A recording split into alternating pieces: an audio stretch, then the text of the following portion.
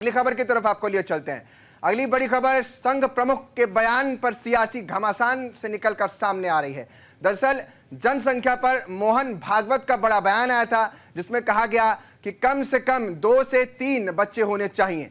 प्रजनन दर 2.1% से नीचे ना जाने पाए। बयान से असदुद्दीन ओवैसी भड़क जाते हैं। भड़कते ही अपने बयान पर इसको लेकर प्रतिक्रिया देना शुरू कर देते हैं। जनसंख्या को लेकर संघ प्रमुख के बयान के बाद सियासी संग्राम लगातार देखने को मिला है। आरएसएस चीफ मोहन भागवत ने अपने एक बयान में कहा है कि कम से कम 3 बच्चे तो होने ही चाहिए। प्रजनन दर 2.1 से नीचे नहीं होनी चाहिए। इस बयान पर ओवैसी भड़क जाते हैं।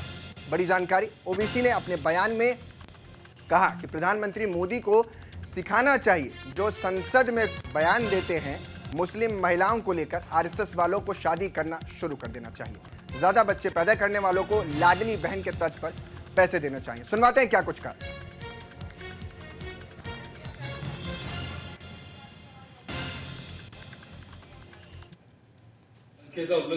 जनसंख्या कमी होते फार चिंता चिंतेचा विषय आहे। त्याचं कारण ते शास्त्र, लोकसंख्या शास्त्र जे आधुनिक ते असं सांगतं की 2.1च्या खाली जायला लागलो तर तो समाजच नष्ट होतो, पृथ्वीच्या पाठीवर तो राहत नाही। कोणी त्याला मारेल असं नाही, तो काही नसलं संकट तरी तो समाज नष्ट होतो, पुढे चालत नाही। अनेक भाषा अशा नष्ट झाल्या, अनेक समाज असे नष्ट झाले। 2.1च्या खाली येतात।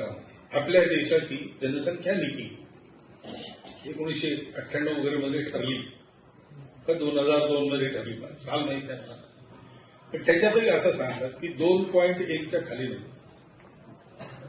2.1 म्हणजे 0.1 तर माणूस जन्मत नाही ना, 2 पेक्षा जास्ती पाहिजे, 3 पाहिजे कमीत कमी, असं शास्त्र सांगतं।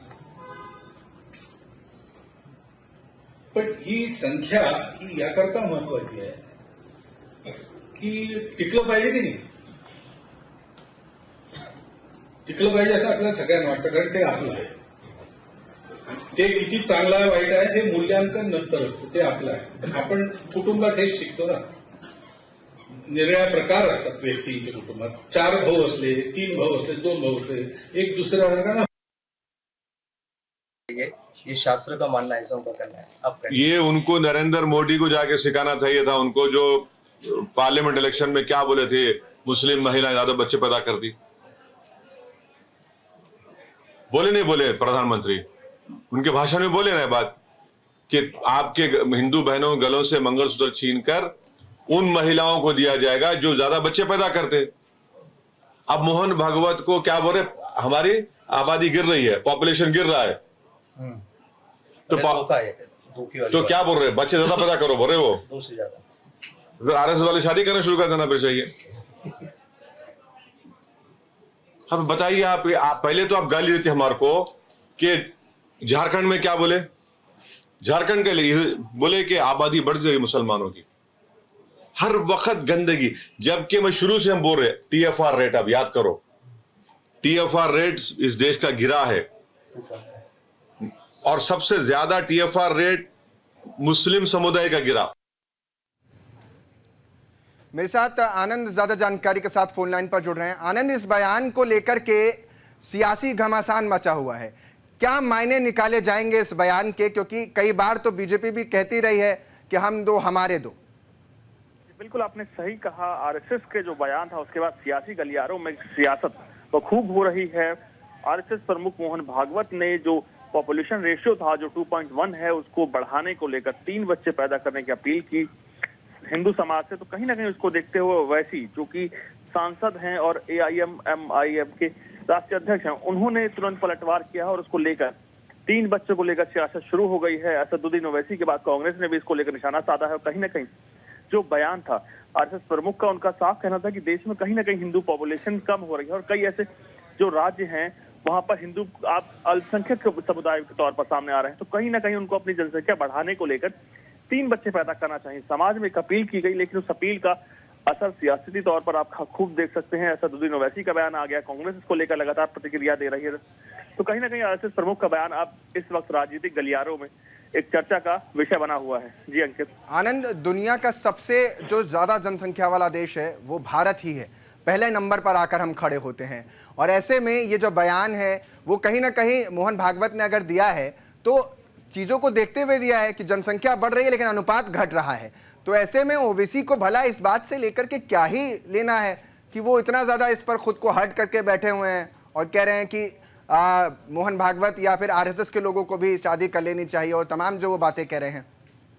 देखिए, सबसे बड़ी बात यह है कि दुनिया का सबसे बड़ा पॉपुलेशन के अनुसार बात की जाए तो भारत इस वक्त वो देश है, लेकिन कई जगह अगर हिंदू समुदाय की आप बात करें तो भारत के कई ऐसे राज्य हैं जहां हिंदू अल्पसंख्यक तौर पर सामने आ रहा है। चाहे आप नॉर्थ ईस्ट की बात करें, चाहे गोवा की बात करें, कई ऐसे राज्य हैं जहां पर हिंदू अल्पसंख्यक है। यही कारण है कहीं ना कहीं आरएसएस को उसको लेकर चिंता होती है कि अगर आप एक अखंड भारत की बात करते हैं तो हिंदू अल्पसंख्यक कई राज्यों में, तो उसके लिए उस तमाम योजनाओं को आगे पूर्ण विकसित करते हुए या निर्माण करते हुए एक समाज से अपील की गई थी कि आप 3 बच्चे पैदा करें, क्योंकि आप देखिए जो अनुपात है, पहले जो अल्पसंख्यक थे वो लगातार उनकी जनसंख्या बढ़ती जा रही है और कहीं ना कहीं आरएसएस उसको लेकर चिंता करता है।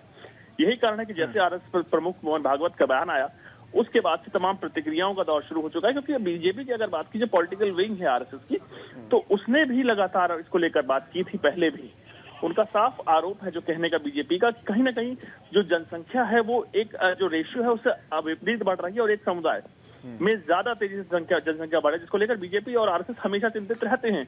यही कारण है कि जैसे आरएसएस का बयान आया, जैसे मोहन भागवत ने जो बयान दिया, तो उसको लेते हुए ही तमाम ओवैसी ने तुरंत पलटवार आनंद, एक छोटा सा जवाब, एक क्विक रिएक्शन दीजिएगा, क्योंकि जिस तरीके से कांग्रेस ने भी इस पर अपना एक स्टैंड रखा है, यानी पक्ष में नहीं आई इस बयान के, तो मानकर चले कि क्या वो हिंदू विरोधी वाली छवि कांग्रेस पर फिर से लाद दी जाएगी? अंकित, देखिए, इसमें तमाम चीजें स्पष्ट तौर पर सामने आती हैं। आरएसएस का बयान है, जो उसके समर्थन है करेगा वो कौन होगा और इसके जो खिलाफ होगा।